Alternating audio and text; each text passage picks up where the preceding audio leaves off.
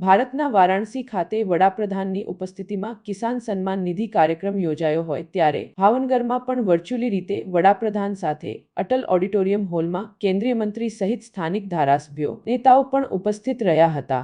ભાવનગર જિલ્લાના 1.50 લાખ ખેડૂતના ખાતામાં 26 કરોડ જેવી રકમ જમા થવાની છે। યોજાયેલા કાર્યક્રમમાં ખેડૂતો મોટી સંખ્યામાં ઉપસ્થિત રહ્યા હતા। ખેડૂતોને સિઝનમાં ખાતર બિયારણ કે સાધનોની ખરીદીમાં પણ નિધિ સન્માન અંતર્ગત 20મો હપ્તો ખેડૂતો માટે ફાયદાકારક થશે। સરકાર પીએમ સન્માન નિધિ અંતર્ગત ખેડૂતોને સહાય રૂપે સન્માન આપી રહી છે। કલેક્ટર શ્રી ભાવનગર તથા ભરૂચ ચૌધરી સાહેબ જિલ્લા વિકાસ અધિકારી શ્રી તેમણે પણ આ કાર્યક્રમ સફળ બનાવવા માટે તમામ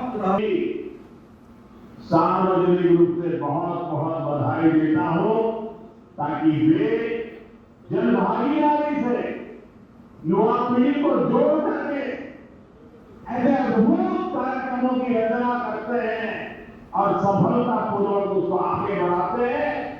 इस काम में जुड़े हुए सभी अधिकारी भी बहुत बहुत बधाई के पात्र हैं।